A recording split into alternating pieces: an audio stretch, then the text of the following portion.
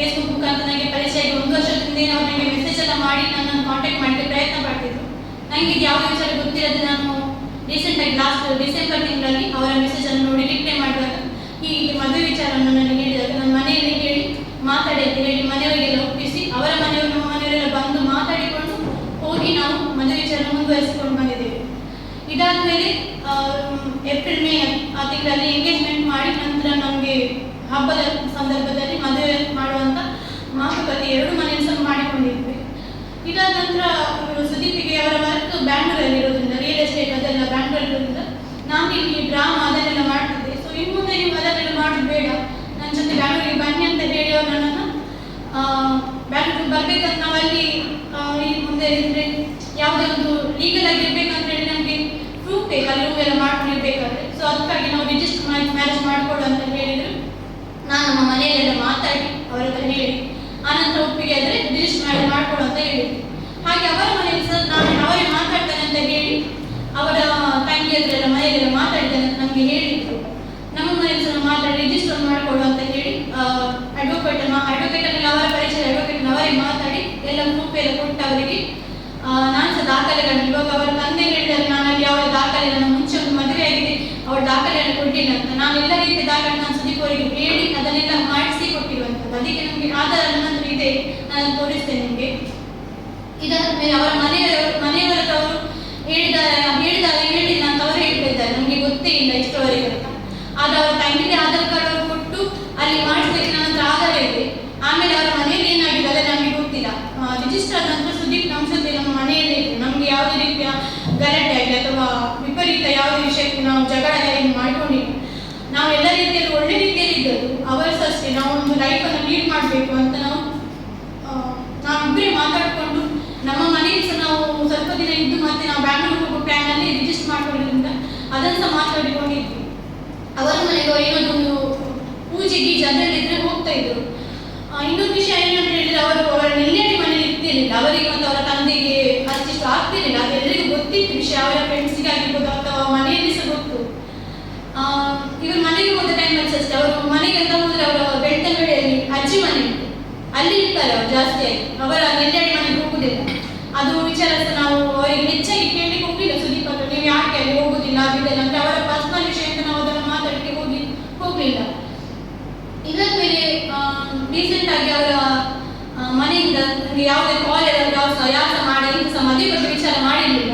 ನಾವು ಸುದೀಪ್ ಹತ್ರ ಹೇಳಿ ಯಾಕಂದ್ರೆ ಅವರ ಮನೆಯವರ ಕಾಂಟ್ಯಾಕ್ಟ್ ನಮಗೆ ಅಷ್ಟು ಇರಲಿಲ್ಲ. ಅವರ ತಂಗಿ ಒಂದ್ಸಲ ಕಾಲ್ ಮಾಡಿದ್ದಾರೆ, ಸುದೀಪ್ ಕಾಲ್ ರಿಸೀವ್ ಮಾಡ್ತಿಲ್ಲ. ಅವರು ನನಗೆ ನನ್ನ ಗೋಲ್ಡ್ ಕೊಡಿಕೊಂಡು ಅವರ ಸ್ವಂತ ತಂಗಿ ಅನ್ನಪೂರ್ಣ ಅಂತ ಅದರ ಕಾಲ್ ರೆಕಾರ್ಡ್ಸ್ ಯಾಕಂದ್ರೆ ನನ್ನ ಅವರ ನಂಬರ್ ಸೇವ್ ಇದೆ, ಅನ್ನೊಂದು ನಂಬರ್ ನನ್ನ ಕಾಲ್ ರೆಕಾರ್ಡ್ ಇತ್ತು. ಅದಕ್ಕೆ ಅವರು ಕಾಲ್ ರೆಕಾರ್ಡ್ಸ್ ಕೊಟ್ಟು ನಂತರ ಇವಾಗ ಇದೆ, ನಾನು ತೋರಿಸ್ತೇನೆ. ಅವರು ಕಾಲ್ ಮಾಡಿ ನನಗೆ ಈಗ ಅವನು ಗೋಲ್ಡ್ ಎಲ್ಲ ಕೊಟ್ಟಿಕೊಂಡು ಹಣ ಕೊಡ್ಲಿಕ್ಕುಂಟು ಅವನಿಗೆ. ಸೊ ಅವನು ಕಾಲ್ ರಿಸೀವ್ ಮಾಡ್ತಿಲ್ಲ, ನಿಮ್ಮ ಜೊತೆ ಇದ್ರೆ ಅಥವಾ ಅವನಿಗೊಂದು ಕಾಲ್ ಮಾಡಲಿಕ್ಕೆ ಹೇಳಿ ಅಂತ ನನ್ನ ಹತ್ರ ಹೇಳಿದ್ದಾರೆ. ನಾನು ಆ ಕಾಲಿಗೆ ಅವರಿಗೆ ರೆಸ್ಪಾನ್ಸ್ ಮಾಡಿ ಮತ್ತೆ ನಾನು ಸುದೀಪ್ ಹತ್ರ ಹೇಳಿದ್ದೀನಿ, ಹೀಗೆ ತಂಗಿ ಕಾಲ್ ಮಾಡಿದ್ದಾರೆ, ನಿಮ್ಮದು ಏನಂತ ವಿಷಯ ಹೇಳಿದ್ರೆ ಹೌದು ಹೀಗೆ ಸ್ವಲ್ಪ ಪ್ರಾಬ್ಲಮ್ ಆಗಿದೆ ಹಾಗೆ ಅಂತ ಹೇಳಿ ಸುಮ್ಮನೆ. ಇದಾದ ಮೇಲೆ ಇವರ ತಂದೆ ಸುದೀಪ್ ಒಂದು ಸ್ವಲ್ಪ ಸಾಲದೆಲ್ಲ ಪ್ರಾಬ್ಲಮ್ ಇದೆ, ಅದೆಲ್ಲ ತುಂಬ ಇರಿಟೇಷನ್ ಆಗ್ತಿತ್ತು. ಕಾಲ್ ಎಲ್ಲ ಬರೋದು, ಅವರು ಬ್ಯಾಡ್ ಆಗಿ ಬೈದು ಕೆಟ್ಟ ಶಬ್ದ. ಮತ್ತೆ ಅವರು ಯಾರೋ 2-3 ಜನ ನಿನ್ನ ಹುಡುಗಿ ಮತ್ತೆ ನಿನ್ನ ಫೋಟೋವನ್ನೆಲ್ಲ ಅವರ ಊರಲ್ಲೆಲ್ಲ ಹಾಕ್ತೇವೆ ನಾವು, ನಿಮಗೆ ಮದುವೆ ಆಗಲಿಕ್ಕೆ ಹಣ ಉಂಟು ಹಾಗೆ ಅಂತೆಲ್ಲ ಕೆಲವೆಲ್ಲ ಮೆಸೇಜ್ ಎಲ್ಲ ಮಾಡಿದ್ದಾರೆ. ಇದನ್ನೆಲ್ಲ ನಾನು ಅವರು ಕೂತ್ಕೊಂಡು ಚರ್ಚೆ ಮಾಡಿದ್ದೇನೆ, ಇದೆಲ್ಲ ಯಾಕೆ ಹೀಗೆ ಅಂತ. ಇದು ಏನಂತ ಹೇಳಿದ್ರೆ ಅವರ ತಂದೆ ಸಾಲಗಾರರಿಗೆ ನನ್ನ ನಂಬರ್ ಕೊಟ್ಟಿದ್ದಾರೆ. ಅವರು ಇಬ್ರು ಕಾಲ್ ಮಾಡಿ ಅವರೇ ನನಗೆ ಹೇಳಿದ್ದಾರೆ, ನನ್ನ ನಂಬರ್ ಯಾರು ಕೊಟ್ಟರೆ ಅವರ ತಂದೆ ಕೊಟ್ಟಿದ್ದಾರೆ, ನೀವು ರಿಜಿಸ್ಟರ್ ಮ್ಯಾರೇಜ್ ಮಾಡ್ಕೊಂಡಿದ್ದೀರಂತೆ, ಸೊ ಹಾಗಾಗಿ ನಿಮ್ಮನ್ನು ಕೇಳ್ತಿದ್ದೇನೆ ಅಂತ. ಅವರ ಆಧಾರ ಸಹ ನಾನು ತೋರಿಸ್ತೇನೆ, ಅವರು ಕಾಲ್ ಮಾಡಿ ನನಗೆ ಮಾತಾಡಿದೆಲ್ಲ ನಂತರ ಡೀಟೇಲ್ ಆಗಿದೆ, ನಾನು ಅದನ್ನು ತೋರಿಸ್ತೇನೆ. ಇದಾದ್ಮೇಲೆ ನಾನು ಅವರು ಮಾಡಿದಂಥ ಸಾಲದ ವಿಷಯದಲ್ಲಿ ಸುದೀಪ್ ಸಾಲ ವಿಷಯ ನಮಗೆ ನನ್ನ ಜೊತೆ ಬರಗಿಂತ ಮುಂಚೆ ಮಾಡಿದ ಸಾಲ, ಅದಕ್ಕೆ ಮತ್ತೆ ನನಗೆ ಕನೆಕ್ಷನ್ ಇರುವುದಿಲ್ಲ. ನನಗೆ ಅವರಿಗೆ ಯಾಕೆ ಮಾಡಿದ್ದಾರೆ ಸಾಲ ಎಂತ ಗೊತ್ತಿಲ್ಲ. ಅವರು ಹೇಳಿದ್ದಾರೆ ಒಂದು ಯಾವುದೊಂದು ವ್ಯವಹಾರಕ್ಕೆ ಅವರು ಹಣ ಹಾಕಲಿಕ್ಕೆ ಹೋಗಿ ಅವರು ಸಹ ಹಣ ಕಟ್ಕೊಂಡಿದ್ದಾರಂತೆ, ಬೇರೆಯವರ ಹಣ ಹಾಕಿ ಅವರ ಚಿನ್ನ ಒಳಗೆಲ್ಲ ತಗೊಂಡು ಹೀಗೆ ಅದು ಇವತ್ತು ಒಪ್ಪಿಕೊಂಡು ಹೇಳಿದ್ದಾರೆ ಸುದೀಪ್ ಹೀಗೆ ನಮಗೆ ಪ್ರಾಬ್ಲಮ್ ಆಯಿತು, ಸದ್ಯಕ್ಕೆ ನಮ್ಮದು ಯಾವುದು ಬಿಸ್ನೆಸ್ ನಡೀತಾ ಇಲ್ಲ. ಸೊ ಹಾಗಾಗಿ ನಾನು ಏನು ಮಾಡಲಿಕ್ಕೆ ಆಗ್ತಾ ಇಲ್ಲ. ನನಗೆ ಒಂದು 4-5 ತಿಂಗಳು ನಾನೆಲ್ಲ ಕವರ್ ಮಾಡ್ತೇನೆ, ಅಷ್ಟವರಿಗೆ ನಾನು ಇದನ್ನೆಲ್ಲ ಸೈಜ್ ಕೊಡಬೇಕು. ಅದಕ್ಕೆ ಒಂದು ದಿನಕ್ಕೆ ಎಷ್ಟು ಕಾಲ್ ಬರ್ತಿತ್ತು ಅಂತ ಹೇಳಿ ಸೈಜ್ ಕೊಡೋ ಕಾಲ್ ರಿಸೀವ್ ಮಾಡ್ತಿರಲಿಲ್ಲ. ರಿಸೀವ್ ಮಾಡಿದ ಕಾಲ್ ಅವರ ಮನೆಗೆ ಹೋಗ್ತದೆ ಏನೋ ಗೊತ್ತಿಲ್ಲ. ಅವರ ಮನೆಯಲ್ಲಿ ನನ್ನ ನಂಬರ್ ಕೊಟ್ಟು ಅವರು ನನಗೆ ಕಾಲ್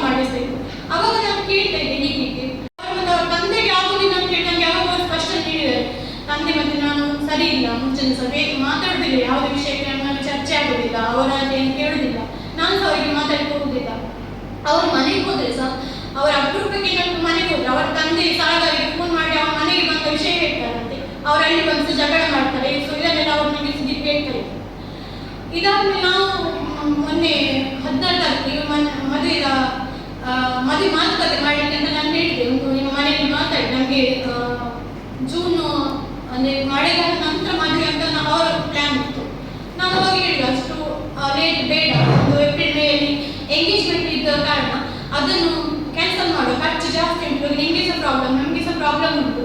ಸೊ ಹಾಗಾಗಿ ನಾವು ಮದುವೆ ಮಾತುಕತೆ ಮಾಡುವ ಅಂತ ಹೇಳಿ ಮಾತಾಡಿ ನಿಮ್ಮ ಮನೆಯಲ್ಲಿ ಸಹ ಅಂತ ಹೇಳಿ. ಅವರ ಮನೆಯವರ ಕಾಂಟ್ಯಾಕ್ಟ್ ನಮಗೆ ಅಷ್ಟು ಯಾರು ಸಿಗ್ತಿಲ್ಲ. ಅವರ ತಂದೆ ಆಗಿರ್ಬೋದು ಅಥವಾ ಅವರದ್ದು ತಂಗಿದೊಂದು ನಂಬರ್ ಇತ್ತು, ಯಾಕಂದ್ರೆ ನನ್ನೊಂದು ಸ್ಕೀಮ್ ವಿಷಯಕ್ಕೆ ಅವ್ರ ತಂಗಿ ನಂಬರ್ ಆಚೆ ಈಚೆ ಮಾಡ್ಕೊಂಡಿತ್ತು. ಸೊ ಆಗಿತ್ತು ಅವರಿಗೆ ಸಹ ನಾನು ಪೇಮೆಂಟ್ ಅಲ್ಲಿ ಕಳಿಸುವ ವಿಷಯದಲ್ಲಿ ಅವರ ತಂಗಿ ನಂಬರ್ ಒಂದಿತ್ತು. ಬೇರೆ ಯಾವ ನಂಬರ್ಸ್ ನಾವು ಅಷ್ಟು ಕಾಂಟ್ಯಾಕ್ಟ್ ಅವರ ಫ್ಯಾಮಿಲಿಗೆ ಮಾಡಿ ಹೋಗಿಲ್ಲ, ಯಾಕಂದ್ರೆ ಸುದೀಪ್ ನಮ್ಮ ಮನೆಯಲ್ಲಿ ಇರ್ತಾರೆ, ನಮ್ಮ ಜೊತೆ ಇರ್ತಾರೆ. ಹಾಗಾಗಿ ಅವರ ಫ್ಯಾಮಿಲಿಗೆ ನಮಗೆ ಅಷ್ಟು ಕನೆಕ್ಷನ್ ಮಾಡುವ ವಿಷಯ ಅವಶ್ಯಕತೆ ನಮ್ಗೆ ಇರಲಿಲ್ಲ ಅಂತ ನಾವು ಸುಮ್ಮನೆ ಇರ್ತೀವಿ.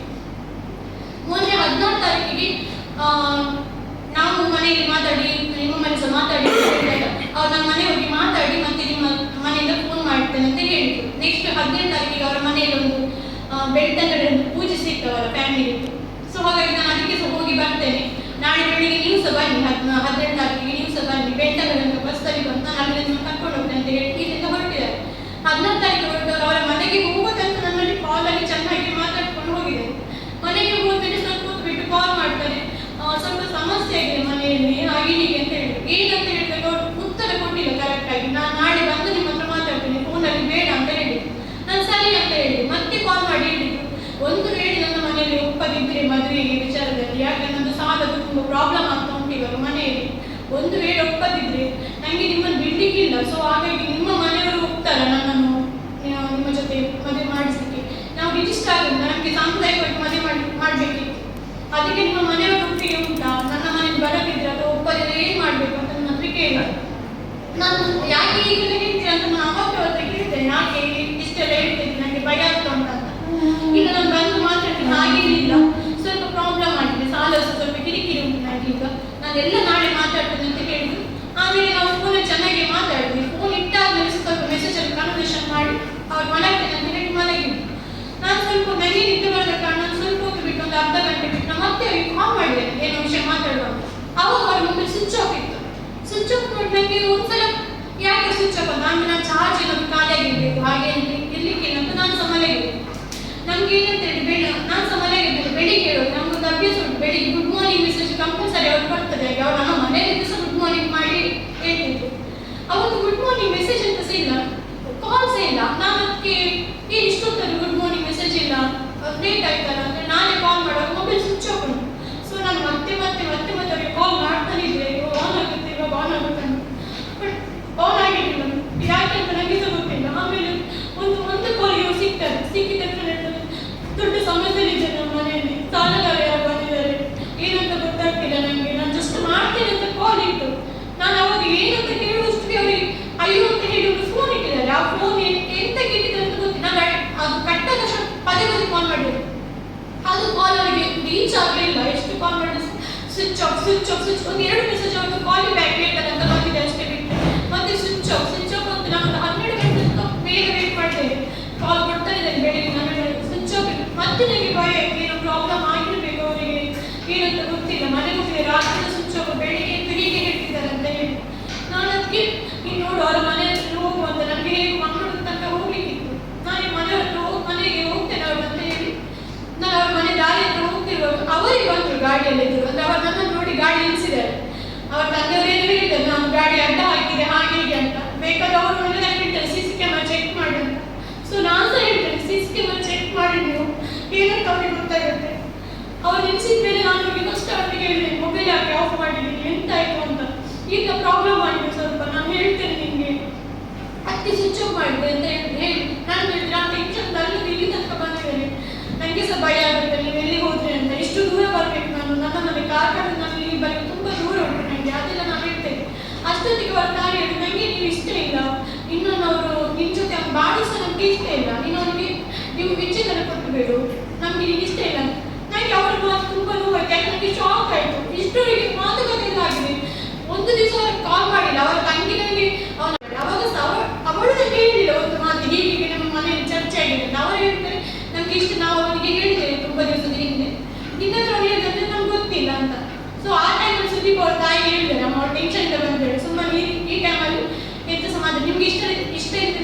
ಇಲ್ಲ, ಬಟ್ ನನಗೆ ಇಷ್ಟ ಇದೆ ಅಂತ ನಾನು ಅವಳನ್ನ ಮದುವೆ ಆಗಿರೋದು. ಸೊ ಇವಾಗ ನೀವು ಅವಳಿಗೆ ಈ ಟೈಮಲ್ಲಿ ಸೇರ್ಬೇಡಿ, ಅವಳು ಮುಂದೆ ಅಲ್ಲಿಂದ ಬಂದಿದ್ದಾಳೆ ಸುಮ್ಮನೆ ಒಬ್ಬಳೆ ಬೇಡ ಅಂತ ಹೇಳಿ ಬಂದು ಕಾಲಿ ಕುತ್ಕೊ ಅಂತ ಹೇಳಿದ್ರು. ನಾನು ಜೋರಾಗಿ ಅಳ್ತಾ ಇದ್ದೆ.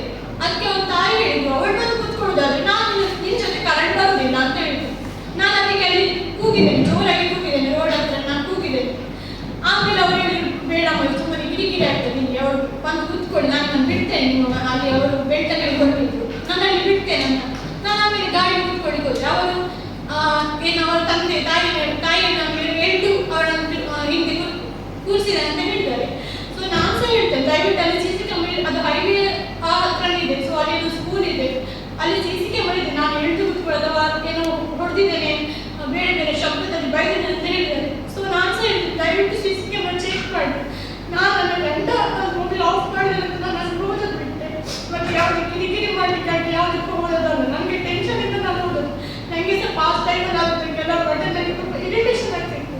ಸೊ ಇದರಲ್ಲಿ ಪ್ರಾಬ್ಲಮ್ ಆಗುತ್ತೆ ಅಥವಾ ಏನಾಗುತ್ತೆ ಗೊತ್ತಿಲ್ಲ, ಅದಕ್ಕಿಂತ ನಾನು ಅಲ್ಲಿ ಹೋದದ್ದು ಎಳೆದು ಕೂತ್ಕೊಂಡು ಅದೇನು ಏನಿಲ್ಲ. ಅಲ್ಲಿಂದ ನಡು ದಾರಿಯಲ್ಲಿ ಬರುವಾಗ ಅವ್ರ ತಾಯಿ ಹೇಳಿ ನೀನು ಅವ್ರ ಜೊತೆ ಬಂದ ನಾನು ಬರೋದಿಲ್ಲ, ನನ್ನ ಬಿಡು ಆಗೋದಲ್ಲಿ ನಾನು ಹೋಗ್ತೇನೆ ಅಂತ. ಅವ್ನು ಮತ್ತೆ ಇಲ್ಲ ನಾನು ಬಿಡ್ತೇನೆ ನಿಮ್ಮನ್ನು ಬಿಡ್ತೇನೆ ಅಂತ ಹೇಳಿ ಅಲ್ಲಿಂದ ಆಟೋಗೆ ಕಾಲ್ ಮಾಡಿ, ಆಟೋದವ್ರು ಪರಿಚಯದ ಆಟೋದವರಿಗೆ ಕಾಲ್ ಮಾಡಿದ್ದಾರೆ ಅವರು. ಅದು ಸಹ ಅವರ ಕಾಲಲ್ಲಿ ಇರ್ಬೋದು, ಕಾಲ್ ಮಾಡೋ ಲೀಸ್ಟಲ್ಲಿ ಇದೆ ಅವರು ಆಟೋ ಕಾಲ್ ಮಾಡಿ ಅವರ ಅಮ್ಮನ ಅಂತ ಕಳಿಸ್ತಾರೆ. ಮತ್ತೆ ದಾರಿ ಹತ್ರ ಬರುವಾಗ ನಾನು ಮತ್ತೆ ನಾವಿಬ್ಬರು ಇರೋದ್ರಿಂದ ನಮ್ಮ ಮನೆಗೆ ಅಂತ ಹೊರಟ್ವಿ ಕಾರ್ ಕಾಯಕ್ಕೆ ಅಂತ. ದಾರಿ ಬರೋದು ನಾನು ಅವ್ರನ್ನ ಕೇಳಿದೆ ಯಾಕೆ ಸ್ವಿಚ್ ಆಫ್ ಇತ್ತ ರೀಸನ್ ಅಂತ ಹೇಳಿ ನನಗೆ, ನೀನು ನೈಟ್ ಸಹ ಹೇಳಿ ಮನೇಲಿ ಒಪ್ಪದಿದ್ರೆ ಹೀಗೆ ಮಾಡುವ ಅಂತ ಹೇಳಿದ್ದೀನಿ. ಸೊ ಮನೇಲಿ ಯಾಕೆ ಒಪ್ಪೋದಿಲ್ಲ ಅಂತ ನನಗೆ ವಿಷಯ ಅಂತ ಹೇಳಿ ಎಂತಾಗಿದೆ ಹಾಗೆ ಅಂತ. ಸೊ ಅದಕ್ಕಿಂತ ಮುಂಚೆ ನಾನು ವೇಣುಗೋಪಾಲ್ ಶೆಟ್ಟಿ ಅಂತ ಇವಾಗ ಅವರು ಏನೋ ಪ್ರೆಸ್ ಮೀಟ್ ಅಲ್ಲಿ ಒಂದು ಬಾಯಿಗೆ ಬಂದಾಗ ಹೇಳ್ತಾ ಇದ್ದಾರೆ. ಸೊ ಇವನೇ ವಿಚಾರ ನಾನು ಅವರಿಗೆ ಮುಂಚೆ ಹೇಳಿದ್ದೆ, ಅವರು ಸಹ ನನಗೆ ಒಂದ್ಸಲ ಹೇಳಿದ್ದೆ ಅವ್ರ ಮನೆಗೆ ಕಾಲ್ ಮಾಡಿ, ಅವ್ರು ಯಾರ ಮೂಲಕ ಕಾಲ್ ಮಾಡಿದ್ರೆ ಗೊತ್ತಿಲ್ಲ, ಹೀಗೆ ನನ್ನ ಮನೆಯಲ್ಲಿ ಕೇಳಿದ್ರು ವೇಣುಗೋಪಾಲ್ ಯಾರಂತ ಕೇಳಿದ್ದಾರೆ. ನಾನು ಅವಾಗ ಹೇಳಿದ್ದೆ ನನಗೆ ಅದೆಲ್ಲ ವಿಷಯ ಗೊತ್ತು, ಅವನು ಡ್ರಾಮಾ ಟಿವಿನವ, ಅವಳೆಲ್ಲ ನನ್ನ ಹೇಳಿದ್ದಾಳೆ ಅಂತ ಹೇಳಿದ್ದೇನೆ ಅಂತ. ಆದ್ರೆ ಇವರು ಮನೆಯಲ್ಲಿ ಮತ್ತೆ ಆ ವಿಷಯ ಚರ್ಚೆ ಆಗಿದೆ ಅಂತ ನನಗೆ ಅವತ್ತು ದಾರಿ ಹೋಗುವಾಗ ಹೇಳಿದ್ರು, ಮನೆಯಲ್ಲಿ ಮದುವೆ ವಿಚಾರಕ್ಕೆ ಚರ್ಚೆ ಆಯಿತು, ಅದಕ್ಕೆ ಒಂದೆರಡು ಒಪ್ಪದಿದ್ರೆ ನಿಮ್ಮ ಮನೆಯಲ್ಲಿ ನನ್ನ ತಿಳಿಸ್ಕೊಳ್ತಾರಾ ಅಥವಾ ನಿಮ್ಮನ್ನು ಮದುವೆ ಆಗಲಿಕ್ಕೆ ಬಿಡ್ತಾರ ಅಂತ ನಾನು ಅದಕ್ಕೋಸ್ಕರ ನಿಮಗೆ ಕಾಲ್ ಮಾಡಿ ಹೇಳಿದ್ದೇನೆ. ಸ್ವಿಚ್ ಆಫ್ ಮಾಡಿದೆ ಯಾಕಂತ ಹೇಳಿದ್ರೆ ನನ್ನಪ್ಪ ಯಾರ ಸಾಲಗಾರರಿಗೆ ಮನೆಗೆ ಬರ್ಲಿಕ್ಕೆ ಹೇಳಿದ್ದಾರೆ. ಅಂದ್ರೆ ಅವರಿಗೆ ಹೇಳಿದಂಗೆ ಹಾಗೆ ಅವ್ರು ಹೇಳಿದ್ದಾರೆ ನನಗೆ ಗೊತ್ತಿಲ್ಲ, ಯಾಕಂದ್ರೆ ಅವರಿಗೆ ಮತ್ತೆ ಅಪ್ಪನಿಗೆ ಎಷ್ಟಂತ ಅಷ್ಟೇ ಅವ್ರು ಮಾತಾಡ್ತಾ ಇರಲಿಲ್ಲ, ಯಾವ ವಿಷಯಕ್ಕೆ ಅವರಿಗೆ ಚರ್ಚೆ ಅದರಂತೂ ಇರಲಿಲ್ಲ. ಅವರು ಮನೆಗೆ ಹೋಗುವ ವಿಷಯ ಗೊತ್ತಾಗಿ ಅಪ್ಪ ಕಳಿಸಿದ್ದಾರೆ ಲೋನ್ನವರು. ಸೊ ಕಿರಿಕಿರಿ ಆಯಿತು. ಸೊ ನನಗೆ ತುಂಬ ಟೆನ್ಷನ್ ಆಯಿತು, ನೀವು ಈ ಕಡೆ ನಿಮ್ಮನ್ನಲ್ಲ ಆ ಕಡೆ ಮನೆಯವರಲ್ಲ ಈ ಕಡೆ ಸಾಲದಲ್ಲಿ ಕಿರಿಕಿರಿ. ಸೊ ಅದಕ್ಕೆ ಅದನ್ನ ಸ್ವಿಚ್ ಆಫ್ ಮಾಡಿದ್ದಾರೆ ಅಷ್ಟೇ ವಿಷಯ. ಮತ್ತೆ ಬೇರೆ ಒಂದು ವಿಷಯ ಆಗಿದೆ ಪ್ರಾಬ್ಲಮ್, ನಾನು ನಿಮಗೆ ಹೇಳ್ತೇನೆ ಅಂತ ಹೇಳಿ ಸುಮ್ಮನೆ ಆಯಿತು. ನಾನು ಮತ್ತೆ ಆ ಟೈಮಲ್ಲಿ ಅವರಿಗೆ ಪ್ರೆಷರ್ ಮಾಡಿ ಹೋಗಲಿಲ್ಲ ತುಂಬ, ಯಾಕಂದ್ರೆ ನನಗೆ ಮನೆಗೆ ಬಂದು ಇವರ ಮನೆಗೆ ಹೀಗೆ ಆಗಿದೆ, ಒಬ್ಬರಿಗೆ ಇಷ್ಟ ಇಲ್ಲ ಅಂತ ಹೇಳ್ಬೇಕು. ನನ್ನ ಮನೆಗೆ ಬಂದು ನನಗೆ ಅದು ಟೆನ್ಷನ್ ಇತ್ತು, ಮನೆಗೆ ಬಂದು ನಾನು ಮನೆಯಲ್ಲಿ ಮಾತಾಡಿದೆ. ಅದಕ್ಕೆ ಅಪ್ಪ ಹೇಳಿಲ್ಲ, ನಾವು ಮೊದಲೇ ಹೇಳಿದ್ದೆ ನಿಮಗೆ ಒಳ್ಳೆ ರೀತಿಯಲ್ಲಿ ಮಾಡೋದು ಮಾಡುವ ಅಂತ, ಬಟ್ ನಿಮ್ಮ ಮನೇಲಿ ಹೀಗೆ ಇದೆ ಅಂತ ನಿಮ್ಮ ಮನೆಗೆ ಒಂದು ನನಗೆ ಫೋನ್ ಮಾಡಲಿಲ್ಲ, ಎಂತ ಸಹ ಇಲ್ಲ. ನಿಮಗೆ ಮದುವೆ ನಿಮಗೆ ಇಷ್ಟ ಉಂಟಾದ್ರೆ ನಾವು ಮಾಡ್ತೇವೆ, ನೀವು ಇಷ್ಟ ಉಂಟ ನೀವು ಆಗಿದ್ದೀರಿ, ಇದು ಮದುವೆ ಅಲ್ಲ, ನಿಮಗೆ ಅದು ರಿಜಿಸ್ಟ್ರಿ ಸಹ ಮದುವೆ ಥರವೇ, ಇನ್ನು ಹೀಗೆ ಮಾಡಬೇಕಂತ ಸಹ ನಾವು ಮಾಡ್ತೇವೆ, ತೊಂದರೆ ಇಲ್ಲ. ಅದಕ್ಕೆ ಸರಿ ಓಕೆ ಅಂತ ನಾಳೆ ಮಾತ್ರ ನಾವು ಮನೆಗಿದ್ವಿ. ನೆಕ್ಸ್ಟ್ ಡೇ ಇದ್ದು ಮೈಂಡ್ ಸ್ವಲ್ಪ ಫ್ರೀ ಆಗಬೇಕು, ಹೊರಗಡೆ ಹೋಗುವಾಗ ಅಂತ ನನಗೆ ಸುದೀಪ್ ಅದು ಸರಿ ಅಂತ ಹೇಳಿ ನಾವು ಅಲ್ಲೇ ವಾಟರ್ ಪಾರ್ಕಿಗೆ ಹೋಗಿ ಆಟ ಆಡ್ಕೊಂಡು ಬಂದು ನಾಳೆ ಮದುವೆ ನಾವು ಫಿಕ್ಸ್ ಮಾಡಿದ್ವಿ. ಸಂಜೆ ಹೋಗಿ ನಾವು ಅಲ್ಲಿ ಡ್ರೆಸ್ ತಗೊಂಡು ಮದುವೆಗೆ ಅಂತ ಅವರಿಗೆ ಡ್ರೆಸ್ ತಗೊಳ್ಬೇಕಿತ್ತು, ಡ್ರೆಸ್ ತಗೊಂಡಿದ್ವಿ. ಅದು ಸಹ ಬೇಕಾದ್ರೆ ನಾನು ಆ ಶಾಪ್ ಎಲ್ಲ ಹೇಳ್ತೇನೆ, ಅಲ್ಲಿ ಹೋಗಿ ಸಿ ಸಿ ಕ್ಯಾಮರಾ ಚೆಕ್ ಮಾಡ್ಬೋದು, ಯಾವುದೇ ಕಿರಿಕಿರಿ ಯಾವ್ದು ಇದರಲ್ಲಿ ನಾವು ಚಂದ ರೀತಿಯಲ್ಲಿ ಹೋಗಿ ಸೆಲೆಕ್ಷನ್ಸ್ ಒಳ್ಳೆ ರೀತಿಯಾಗಿ ಮಾಡಿ ಬಟ್ಟೆ ಎಲ್ಲ ಹಾಕಿ ಒಳ್ಳೆ ಸೆಲೆಕ್ಷನ್ ಮಾಡಿ ಬಂದದ್ದು. ಮದುವೆ ಮಾಡ್ಕೊಂಡು ನೆಕ್ಸ್ಟ್ ಡೇ ಆಮೇಲೆ ಸಂಜೆ ವಾಮಿಟಿಂಗ್ ಆಯಿತು ಅಂದರೆ ವಾಮಿಟಿಂಗ್ ಮಾಡ್ತಾ ಇದ್ವಿ. ಸೊ ವಾಮಿಟಿಂಗ್ ಅಂತ ನಾವು ಕರ್ಕೊಂಡು ಹೋಗೋದು, ಅವರನ್ನು ವಾಮಿಟಿಂಗ್ ಮಾಡ್ತಿದ್ದಾರೆ ಅಂತ ಕರ್ಕೊಂಡು ಹೋಗಿ ಅಲ್ಲಿ ಅವರು ಜಸ್ಟ್ ಡ್ರಿಪ್ಸ್ ಹಾಕಿದ್ರು, ಸುಸ್ತಾಗುತ್ತೆ ಅಂತ ಹೇಳಿ ಡ್ರಿಪ್ಸ್ ಹಾಕಿದ್ರು, ಮತ್ತೆ ಮನೆ ಕಳಿಸಿದ್ದಾರೆ. 19th ಹೋಗಿದ್ದೇವೆ, 21 ನಾವು ಫ್ರೀ ಮನೆಯಲ್ಲೇ ಇಲ್ಲಿ ಹೋಗಿಲ್ಲ, ಸಂಜೆ ಒಂದು ಟೆಂಪಲ್ಗೆ ಹೋಗಿ ಬಂದಿದ್ದೇವೆ. 21ಗೆ ಮತ್ತೆ ಹೇಳಿ ನನಗೆ ಮೋಷನ್ ಪ್ರಾಬ್ಲಮ್, ಇದು ಹೊಟ್ಟೆ ನೋವೆಲ್ಲ ಆದಾಗ ಆಗ್ತಾ ಉಂಟು ಅಂತ ಹೇಳಿದ್ರು. ನಾವು ಮತ್ತೆ ಕರ್ಕೊಂಡು ಹೋದ್ದು ಅಲ್ಲಿ ಗಾಜಿಗೆ ಹಾಸ್ಪಿಟಲ್ ಕಾರ್ಗಾಡಿಗೆ ಕರ್ಕೊಂಡು ಹೋಗಿ ಅಲ್ಲಿ ಸಹ ಟ್ರೀಟ್ಮೆಂಟ್ ಅವರು ಹೇಳಿದ್ರು ಬ್ಲಡ್ ಟೆಸ್ಟಿಗೆ ಕೊಟ್ಟು ಹೋಗಿ ಅಂತ. ಬ್ಲಡ್ ಟೆಸ್ಟಿಗೆ ಕೊಟ್ಟು ಬಂದು ಒಂದು ಅರ್ಧ ಮುಕ್ಕಾಲು ಗಂಟೆಗೆ ಕಾಲ್ ಮಾಡ್ತಾರೆ ಹಾಸ್ಪಿಟಲಿಂದ, ನೀವು ಬರ್ತೀರಾ ಅವರಿಗೆ ಸ್ವಲ್ಪ ಬ್ಲಡ್ಡಲ್ಲಿ ಇನ್ಫೆಕ್ಷನ್ ಉಂಟು, ಸೊ ಹಾಗಾಗಿ ನೀವು ಅಡ್ಮಿಟ್ ಮಾಡಿ ಅವರನ್ನು. ಸೊ ನಾವು ಅಡ್ಮಿಟ್ ಮಾಡಿದ್ವಿ, ಮತ್ತೆ ಕರ್ಕೊಂಡು ಹೋಗಿ ಅಡ್ಮಿಷನ್ ಮಾಡಿದ್ವಿ. ಅಡ್ಮಿಷನ್ ಮಾಡೋದಕ್ಕೆ ಹೋದಲ್ಲಿ ಅವರಿಗೆ ಇನ್ಫೆಕ್ಷನ್ ಆಗಿದೆ. ಸೊ ಜಾಂಡಿಸ್ ಆಗಿ ಅದರಿಂದ ಅವರಿಗೆ ಲಿವರಿಗೆಲ್ಲ ಇನ್ಫೆಕ್ಷನ್ ಆಗಿದೆ, ನಾವು ಟ್ರೀಟ್ಮೆಂಟ್ ಮಾಡ್ತೇವೆ ಅಂತ. ಆ ಟೈಮಲ್ಲಿ ಅವರು ಇದಕ್ಕಿಂತ ಮುಂಚೆ ಜಾಂಡಿಸ್ ಬಂದರೆ ಅದೆಲ್ಲ ಕೇಳ್ತಿದ್ರು, ಡ್ರಿಂಕ್ಸ್ ಅದೆಲ್ಲ ಇತ್ತ. ಸೊ ಅದೆಲ್ಲ ಇರಲಿಲ್ಲ ಅವರಿಗೆ, ನನಗೆ ಗೊತ್ತಿರೋ ಪ್ರಕಾರ ಡ್ರಿಂಕ್ಸ್ ಎಲ್ಲ ಮಾಡ್ತಿರ್ಲಿಲ್ಲ. ಟ್ರೀಟ್ಮೆಂಟ್ ಮಾಡಿ 21st ಹೋಗಿದ್ದೇವೆ. 22ಗೆ ನೈಟ್ ಡಾಕ್ಟರ್ ಮಧ್ಯಾಹ್ನ ಒಂದ್ಸಲ ನಮಗೆ ಇದು ಮಲ್ಯ ಆಸ್ಪತ್ರೆ ಕಳಿಸಿದ್ದಾರೆ, ಅವರಿಗೆ ಸ್ಕ್ಯಾನಿಂಗ್ ಮಾಡಿಸ್ಕೊಂಡು ಬನ್ನಿ ಹೊಟ್ಟೆ ದೊಡ್ಡ. ಸ್ಕ್ಯಾನಿಂಗ್ ಮಾಡಿಸ್ಕೊಂಡು ಸ್ಕ್ಯಾನಿಂಗ್ ರಿಪೋರ್ಟ್ ಕೊಟ್ಟಿದ್ವಿ. ಸಂಜೆ ಬಂದು ಡಾಕ್ಟರ್ ಏನೋ ತುಂಬ ಪ್ರಾಬ್ಲಮ್ ಇದೆ ಅವರಿಗೆ, ಅದೇನೋ ಅವ್ರಿಗೆ ಹೇಳಿದ್ರು. ನನಗೆ ಅದು ಆ್ಯಕ್ಚುಲಿ ಏನಂತ ಗೊತ್ತಿಲ್ಲ, ನಾರ್ಮಲ್ ಮನುಷ್ಯರಿಗೆ ಇಷ್ಟ ಇರುತ್ತೆ, ಬಟ್ ಇವ್ರಿಗೆ ಇಷ್ಟು ಕಾಣಿಸ್ತಾ ಇದೆ. ಇಲ್ಲಿ ತುಂಬ ಫೆಸಿಲಿಟಿ ಇಲ್ಲ, ಸೊ ನೀವು ಶಿಫ್ಟ್ ಮಾಡಿದ್ರೆ ಏನಪ್ಪ ಹಾಸ್ಪಿಟಲ್ ಅಥವಾ ಆದರ್ಶಕ್ಕೆ ಶಿಫ್ಟ್ ಮಾಡಿ, ಅಲ್ಲಿ ಫೆಸಿಲಿಟಿ ಎಲ್ಲ ಇರ್ತದೆ, ನಿಮ್ಗೆ ಏನಾಗುತ್ತೆ ಅಲ್ಲಿ ಶಿಫ್ಟ್ ಮಾಡಿ ಅಂತ ಹೇಳಿ.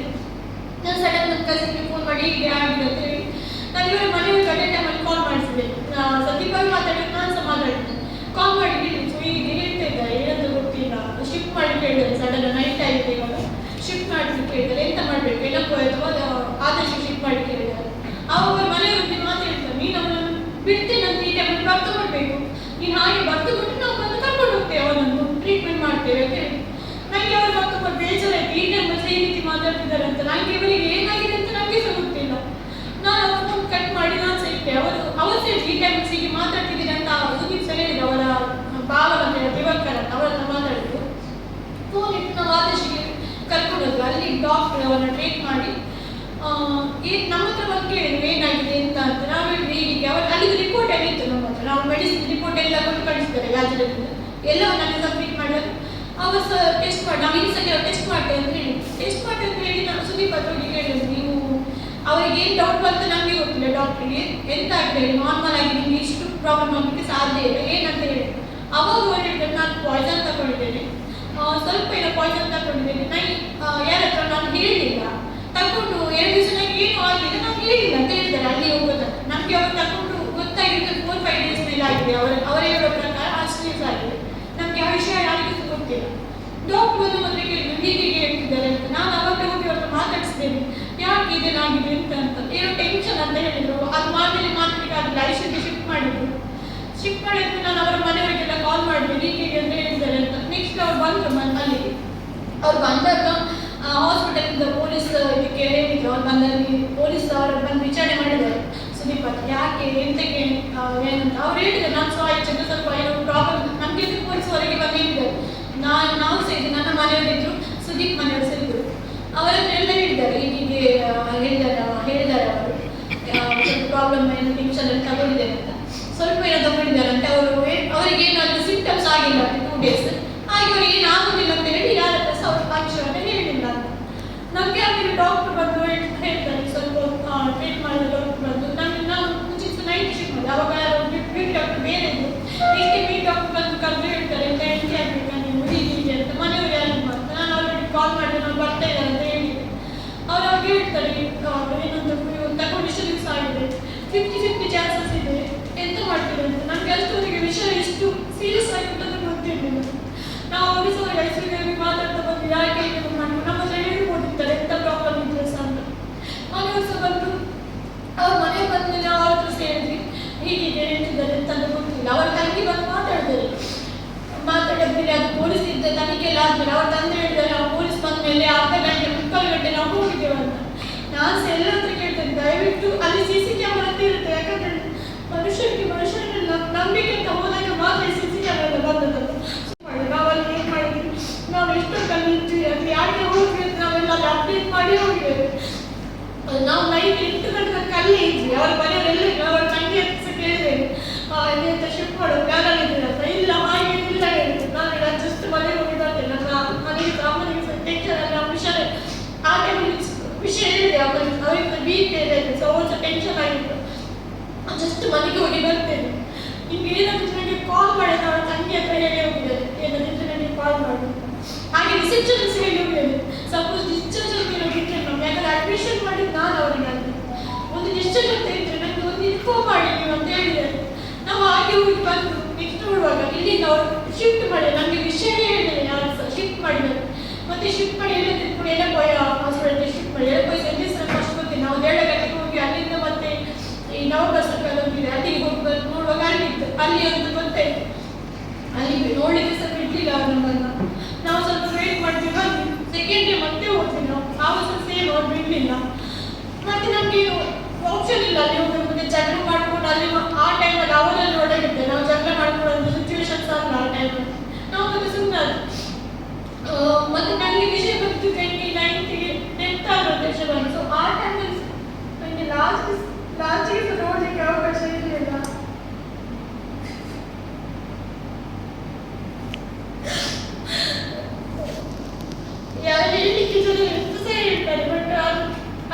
ಕೂಡ ಅನುಭವಿಸಿ ನನಗೆ ಮಾತ್ರ ಗೊತ್ತಿರ್ತದೆ ಆ್ಯಕ್ಚುಲಿ ಏನಾಗಿದೆ ಅಂತ.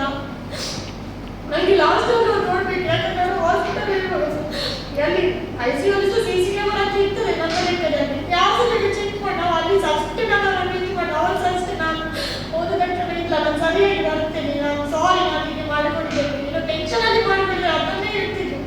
ನಾನು ಹೋಗುದಿಲ್ಲ ಎಲ್ಲಿಗೆ ಸಹ, ನಾನು ಅವ್ರ ಮನೆಯವರಿಗೆ ಸಹ ಹೋಗುದಿಲ್ಲ ಅಂತ ಹೇಳಿದ್ದಾರೆ. ನನಗೆ ಭಯ ಆಗ್ತದೆ, ನನಗೆ ಗೊತ್ತಿಲ್ಲ ಅವ್ರ ಮನೆಯಲ್ಲಿ ಅವ್ರ ಮನೆಗೆ ಹೋದ್ಮೇಲೆ ಏನು ಪ್ರಾಬ್ಲಮ್ ಆಗಿದೆ ಅಂತ. ನಮ್ಮ ಮನೆಗೆ ಒಂದು 2 ತಿಂಗಳಲ್ಲಿ ಅವರು ಇದ್ರು, ಅಲ್ಲಿ ಎಂತ ಸಹ ಪ್ರಾಬ್ಲಮೇ ಇರಲಿಲ್ಲ. ನಮಗೆ ಅವರಿಗೆ ಹೋಗುದಂದ್ರೆ ಯಾವತ್ತೂ ಹೋಗ್ಬೋದಿಲ್ಲ, ಯಾಕೆ ನಾವು ಕಟ್ಟಿ ಹಾಕಿ ಅಂತ ಇಟ್ಕೊಂಡಿಲ್ಲ. ಅದು ನಾವು ಎಲ್ಲಿ ಸಹ ನಾವು ಇಷ್ಟೊಳಗೆ ಎಲ್ಲಿಲ್ಲ ತಿರ್ಗಾಡಿಗೆ ಹೋಗ್ತೀವಿ, ಅವ್ರು ನಾವು ಶೋಸಿಗೆ ಹೋಗ್ತೀವಿ, ನಾನು ಶೋ ಮಾಡಲು ಸಹ ಹೋಗ್ತಿದ್ದೆ, ಅಥವಾ ಬೇರೆ ಶೋಸ್ ನೋಡಲಿಕ್ಕೆ ಸಹ ಹೋಗ್ತಿದ್ವಿ.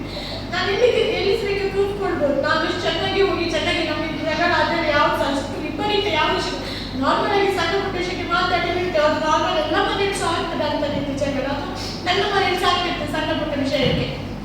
ಬೇರೆ ವಿಪರೀತ ಜಗಳ ನೀನು ಬೇಡ ಆಗಬೇಕು, ಅದು ಬೇರೆ ವಿಷಯ ತಗೊಂಡು ಪಾಸ್ ವಿಷಯ ಅದೆಲ್ಲ ತಗೊಂಡು ಯಾವುದೇ ರೀತಿ ಜಗಳ ನನಗೆ ಆಗ್ತಿಲ್ಲ.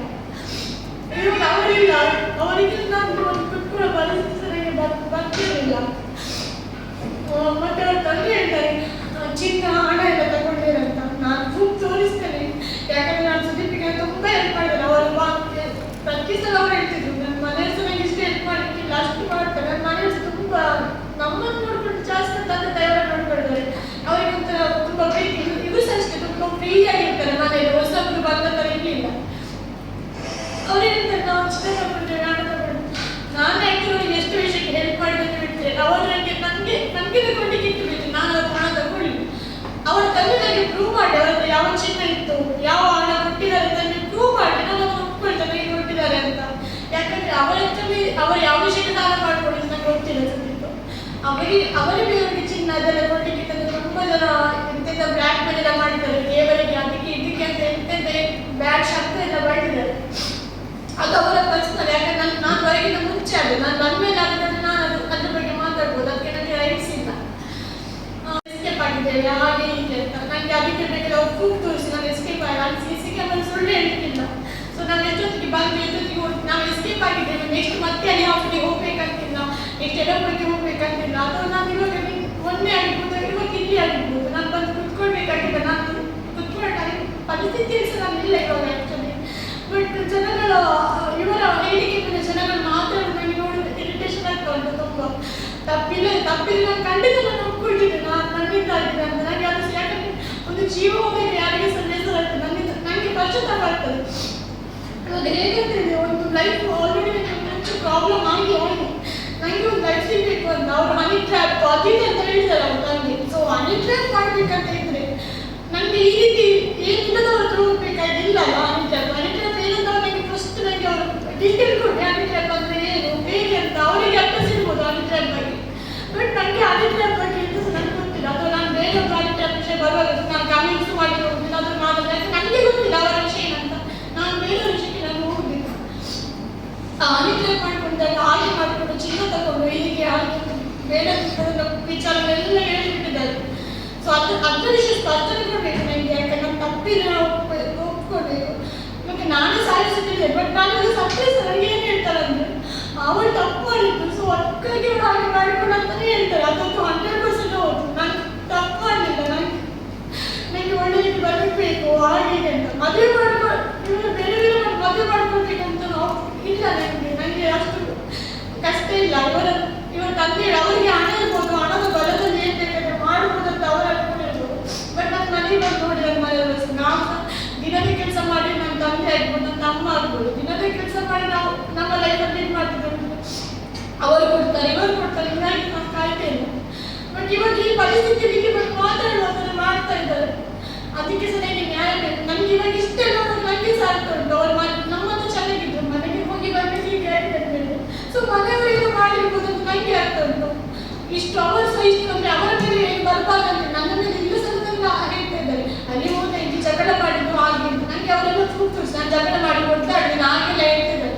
ಪ್ರೂಫ್ ನಾವು ತೋರಿಸಿ ಯಾವುದೇ CC ಕ್ಯಾಮರಾ ಚೆಕ್ ಮಾಡಿ. ನಾನು ಹೋಗಿಲ್ಲ ಅಂತ ನಾನು ಹೇಳಲ್ಲ, ನೀವು ಹೋಗಿದ್ದೇನೆ.